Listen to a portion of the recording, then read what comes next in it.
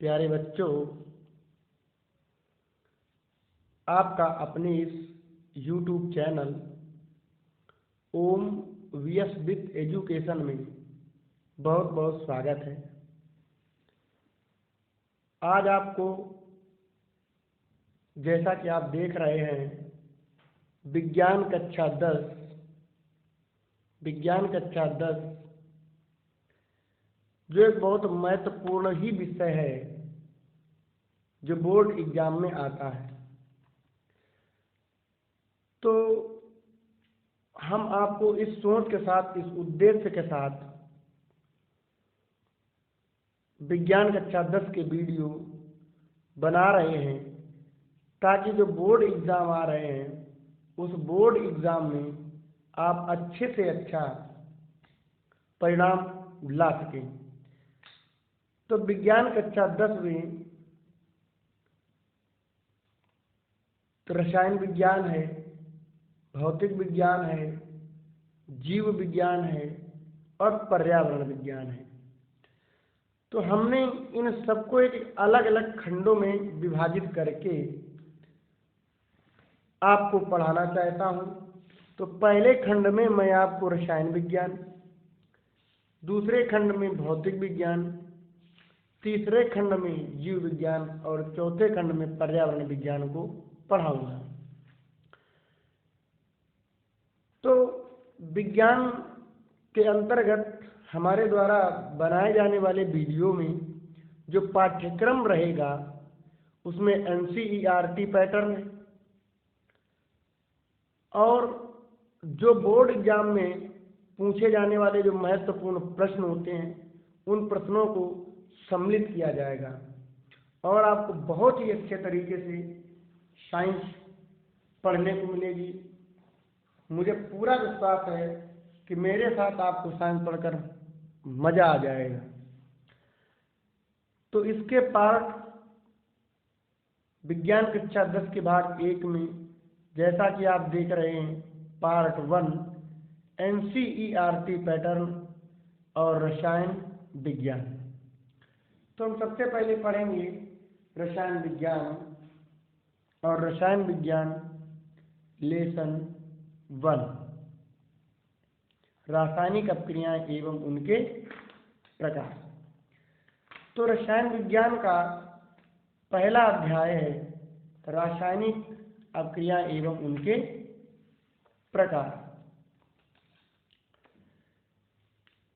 तो हम प्यारे बच्चों, सबसे पहले तो ये रसायन विज्ञान को पढ़ने के लिए सर्वप्रथम आप तत्वों के बारे में जानेंगे। जब तक आपको तत्व नहीं पता होंगे तब तक आप रसायन विज्ञान में कुछ सीख नहीं सकते। इसलिए आज सबसे पहले इस कक्षा 10 विज्ञान के पार्ट 1 रसायन विज्ञान के पार्ट या वीडियो फर्स्ट में सबसे पहले आप तत्वों के बारे में जानेंगे। कौन कौन से तत्व होते हैं, कितने तत्व होते हैं। तो आइए चलते हैं विशेष जानकारी की ओर। प्यारे बच्चों, आप लोग अपने पेन कापी अपने पास रखें और बहुत अच्छे से नोट्स बनाते चलें और उनको बहुत अच्छे से तैयारी करते चलें, उनको याद करते चलें। तो सबसे पहले आप देख रहे होंगे, आपको हेडिंग डालनी है अध्याय 1 के अंतर्गत महत्वपूर्ण तत्व, प्रतीक या उनके परमाणु क्रमांक। तो यहाँ पर परमाणु क्रमांक दिए गए हैं, ये तत्व का प्रतीक दिया गया, ये तत्व के नाम दिए गए हैं। तो आप क्रमशः लिखते चलेंगे, कॉलम बना लेंगे, परमाणु क्रमांक, तत्व का प्रतीक और तत्व का नाम। तो पहला परमाणु क्रमांक है 1, तत्व का प्रतीक है H और तत्व का नाम है हाइड्रोजन। तो इसको आपको किस तरीके से याद करना है, आपसे पूछा जा सकता है कि हाइड्रोजन का परमाणु क्रमांक कितना होता है, तो आप बताएंगे 1। हाइड्रोजन को किससे प्रदर्शित करते हैं, H से। H का परमाणु क्रमांक क्या है, तो आप बताएंगे 1। जैसे आपसे पूछा जा सकता है कि एल आई का परमाणु क्रमांक क्या है, तो आपको बताना पड़ेगा कि एल लिथियम जिसका परमाणु क्रमांक 3 है। यदि आपसे ये भी पूछा जा सकता है कि किस तत्व का परमाणु क्रमांक 10 है, तो आप बताएंगे कि नियॉन का परमाणु क्रमांक 10 है। तो आइए सबसे पहले आप जो है इनको लिखते चलेंगे, इनकी कॉपी बना लेंगे। एक कॉलम परमाणु क्रमांक, दूसरा तत्व का प्रतीक, तीसरा तत्व का नाम। 1 हाइड्रोजन का प्रतीक, परमाणु क्रमांक 2 He हीलियम, फिर परमाणु क्रमांक 3 Li लिथियम, परमाणु क्रमांक 4 Be बेरिलियम, परमाणु क्रमांक 5 जिसको B से प्रदर्शित करते हैं उसे कहते हैं बोरान। इसके बाद परमाणु क्रमांक 6 जिसे प्रदर्शित करते हैं C से, तत्व का नाम होता है कार्बन। फिर परमाणु क्रमांक 7 तत्व का नाम नाइट्रोजन, प्रतीक N। इसी तरीके से ऑक्सीजन का प्रतीक O जिसका परमाणु क्रमांक 8, फ्लोरीन का प्रतीक F जिसका परमाणु क्रमांक 9, नियॉन का परमाणु क्रमांक 10 जिसका प्रतीक Ne, सोडियम का परमाणु क्रमांक 11 जिसका प्रतीक Ne, मैग्नीशियम का परमाणु क्रमांक 12 जिसका प्रतीक Mg, एल्युमिनियम का परमाणु क्रमांक 13 जिसका प्रतीक L, सिलिकॉन का परमाणु क्रमांक 14 जिसको प्रदर्शित करते Si से, फास्फोरस का परमाणु क्रमांक 15, सल्फर का परमाणु क्रमांक 16, क्लोरीन जिसे Cl से प्रदर्शित करते हैं उसका परमाणु क्रमांक 17, आर्गन का परमाणु क्रमांक जिसे Ar से प्रदर्शित करते हैं 18, पोटेशियम का परमाणु क्रमांक 19 जिसे प्रदर्शित करते हैं K से, कैल्शियम का परमाणु क्रमांक 20 जिसे प्रदर्शित करते हैं Ca से। अब आ जाते हैं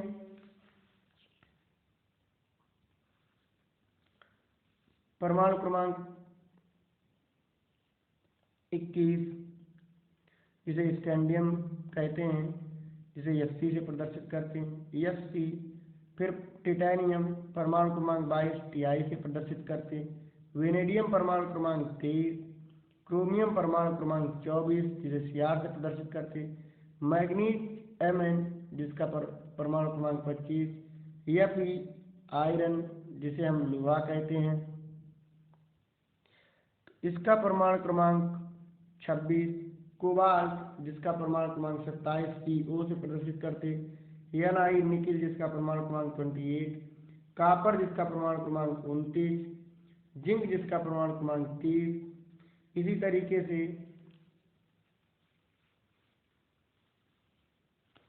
31 जिसका परमाणु क्रमांक, गैलियम जिसका परमाणु क्रमांक 31 प्रतीक Ga, जर्मेनियम जिसका परमाणु क्रमांक 32 Ge, आर्सेनिक As परमाणु क्रमांक 33, सेलेनियम Fe परमाणु क्रमांक 34, ब्रोमीन Br जिसका परमाणु क्रमांक 35, Kr क्रिप्टॉन जिसका परमाणु क्रमांक 36, रुबिडियम जिसका परमाणु क्रमांक 37, स्ट्रांसियम जिसका परमाणु क्रमांक 38, यट्रियम जिसका परमाणु क्रमांक 39 और जिरकोनियम जिसका परमाणु क्रमांक 40।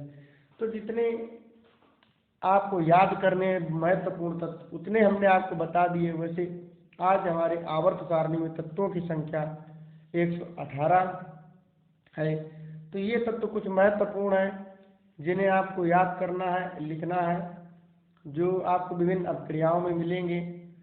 अब दूसरा जो महत्वपूर्ण है रसायन विज्ञान में सूत्र, तब सूत्र जानेंगे और कुछ सूत्र हम आपको लिखा देंगे जिनको आपको याद करना है, और सूत्र बनाने की प्रक्रिया जो सबसे महत्वपूर्ण है, सूत्र कैसे बनाओगे, किस तरीके से उनके रासायनिक नाम को लिखेंगे, ये सब हम इसी वीडियो में आगे आपको बताने वाले हैं। तो आप डालेंगे रसायन विज्ञान के महत्वपूर्ण सूत्र व उनके रासायनिक नाम। तो सबसे पहले क्रमांक डाल लेंगे आप, सूत्र हैं, ये साधारण नाम है, ये रासायनिक नाम। पहला सूत्र है NaCl, साधारण नाम क्या है, नमक।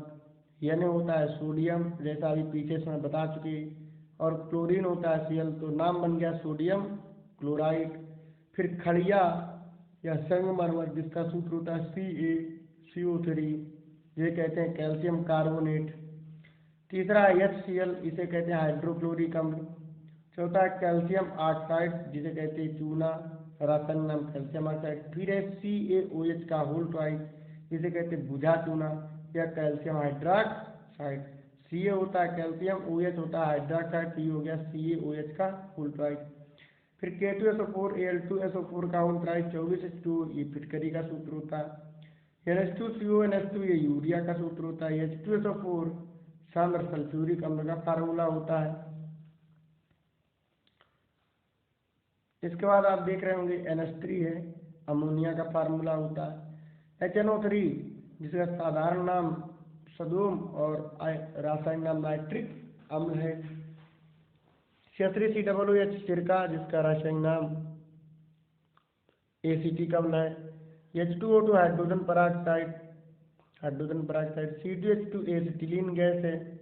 C6H6 बेंजीन है। C2Cl6 कृत्रिम कपूर है जिसका आईयूपीएसी नाम हेक्साक्लोरोएथेन है। PS3 फास्फीन है। HCOOH इसे फार्मिक अम्ल कहते हैं जो चींटी में पाया जाता है, ये चींटी में पाया जाता है जिसे मेथेनोइक अम्ल कहते हैं। CH3CO CH3 एसीटोन है।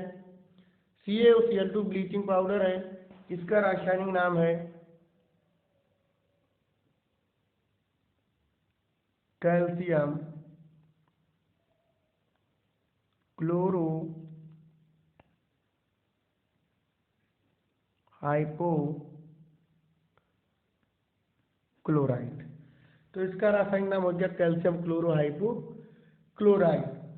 फिर आता है धावक सोडा जिसका सूत्र है NO2CO3 10H2O सोडियम कार्ब, तो इसे धावन सोडा कहते हैं जिसका रासायनिक नाम है सोडियम कार्बोनेट, और 10 के लिए डेका और H2O के लिए हाइड्रेट। तो रासायनिक नाम हो गया सोडियम कार्बोनेट डेका हाइड्रेट। तो ये कुछ सूत्र है जो आपको लिखने हैं अपनी कॉपी में और इनको याद करना है। और कुछ आगे सूत्र हैं जैसे NaOH जिसका साधारण नाम है कास्टिक सोडा और रासायनिक नाम हुआ Na के कारण सोडियम, OH के कारण हाइड्रोक्साइड, तो रासायनिक नाम हो गया सोडियम हाइड्रोक्साइड। फिर अगला सूत्र है CuSO4 इंटू 5H2O जिसका साधारण नाम है तूतिया या नीला कशीस, रासायनिक नाम हो गया Cu के कारण कापर, SO4 के कारण सल्फेट, और 5 तो 5 के लिए लगता है पेंटा और H2O के लिए हाइड्रेट। इसके बाद जो है आप देख रहे हैं Na2B4O7 इंटू 10H2O जिसका साधारण नाम है सुआगा और रासायनिक नाम है सोडियम टेट्राबोरेट। सोडियम बी लगा है 4 बार तो टेट्राबोरेट डेका हाइड्रेट। इसके बाद अगला सूत्र है NH4Cl जिसका साधारण नाम है नौशादर और रासायनिक नाम है अमोनियम क्लोराइड। फिर C6H6 जो है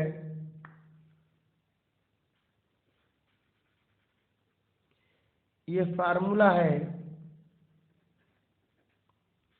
बेंजीन का। फिर है C2H5OH जो है एथेनॉल का फार्मूला है, या इसे IUPAC, ये इसका हो गया IUPAC नाम, और साधारण नाम इसे कहते हैं एथिल एल्कोहल। तो आप याद रखिएगा इसे चाहे रासायनिक नाम कहें या IUPAC नाम कहें, लेकिन इसका साधारण नाम है एथिल एल्कोहल। फिर ये CH3CO CH3O इसे कहते हैं ईथर, या इसका IUPAC नाम है मेथॉक्सी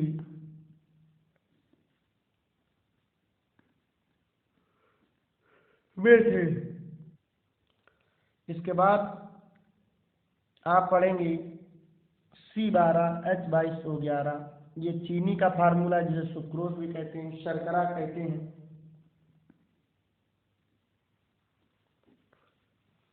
इसके बाद C6H12O6 ग्लूकोज का फार्मूला है, C6H12 फ्रक्टोज का फार्मूला है।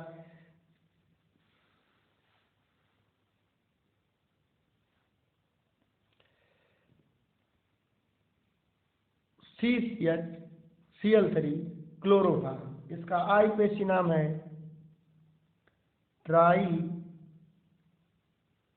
Chloro methane. CH3OH मेथेनॉल हो गया, इसका IUPAC नाम है, इसका ये IUPAC नाम है इसका मेथेनॉल। इसका साधारण नाम हो गया मेथिल एल्कोहल। फिर C6H5OH ये फिनाल का फार्मूला है। CaSO4 2H2 जिप्सम का फार्मूला है, जिसे कहते हैं कैल्शियम सल्फेट। O3 ओजोन का फार्मूला है। Na2SiO3 जलकांच का फार्मूला है। और ये प्लास्टर ऑफ पेरिस का फार्मूला है, जिसे calcium sulphate heavy hydrate. SiO2 silica का फार्मूला है। FeSO4 NH4 का होल ट्वाइस SO4 × 6H2O मोहर लवण का फार्मूला है, जिसका रासायनिक नाम है फेरस अमोनियम सल्फेट। C6H6CH गैमेटसेन का फार्मूला है। C6H6 के कारण इसे कहते हैं बेंजीन। और Cl 6 बार जुड़ा है, इसलिए कहते हैं हेक्सा क्लोराइड। फिर C6H5CH3 टॉल्यूइन का फार्मूला है, जिसे टॉल्यूइन भी कहते हैं। तो प्यारे बच्चों, ये कुछ अभी और कुछ महत्वपूर्ण तत्व हैं, आइए उनको भी जान लेते हैं।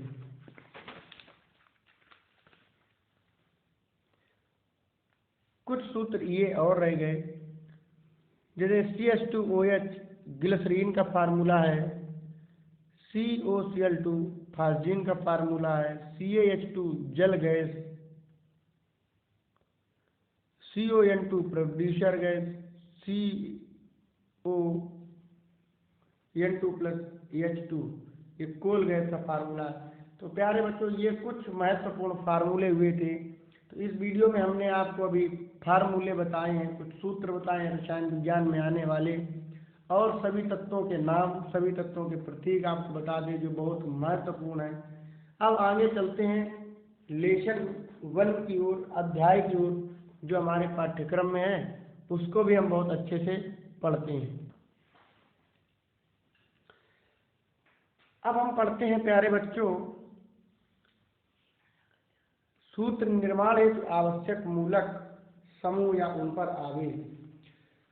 तो इन मूलकों या समूहों को हम पढ़ेंगे, जिनसे आप कई सूत्रों का निर्माण कर सकते हैं और आप उन सूत्रों को भली भांति याद कर सकते हैं।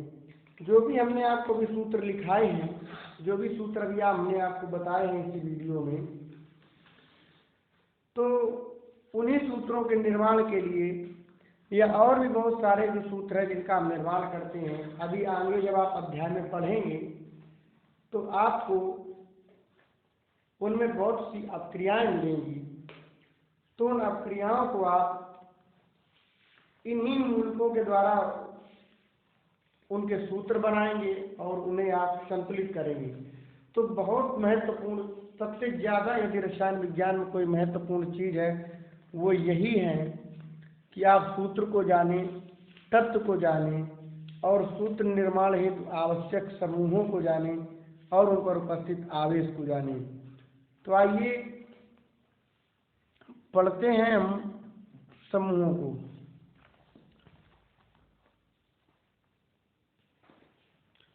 तो आप देख रहे होंगे सूत्र निर्माण के आवश्यक मूलक या समूह। तो जो मूलक या समूह होते हैं प्यारे दोस्तों, प्यारे बच्चों, वो कुछ तो ऋणावेशित होते हैं, कुछ धनावेशित होते हैं। तो जिन पर ऋण का आवेश होता है वो ऋणायन कहलाते हैं, जिन पर धन का आवेश होता है वो धनायन आवेश कहलाते हैं। तो आप देख रहे होंगे कि जो ऋणायन में H के ऊपर माइनस का 1, और जैसे इसमें लिखा है आप देख रहे हैं ऋणायन, एकल संयोजी ऋणायन।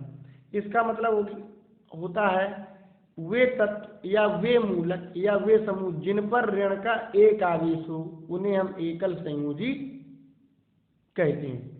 जैसे आप देख रहे हैं H पर माइनस का एक आवेश जिसे हम कहते हैं हाइड्राइड। प्यारे बच्चों, H पर माइनस का भी होता है और H पर आप देख रहे होंगे प्लस का भी होता है। तो ये एकल संयोजी धनायन है, ये एकल संयोजी ऋणायन है। अब कब H पर माइनस का होता है, कब H पर धन का होता है, यह आगे चलकर को आपको बताया जाएगा। वैसे आप जान लें, जब कभी भी H प्रबल धन विद्युतीय धातुएं जैसे क्षारीय धातुएं या क्षारीय मृदा धातुओं के साथ में जुड़ता है तो ये माइनस का हो जाता है। तो H पर माइनस का एक होता है, इसे हाइड्राइड कहते हैं। Cl पर भी माइनस का एक होता है, इसे क्लोराइड कहते हैं। Br पर माइनस का एक ब्रोमाइड कहते हैं। I पर माइनस का एक आयोडाइड कहते हैं। OH पर माइनस का एक होता है, इसलिए हाइड्रोक्साइड कहते हैं।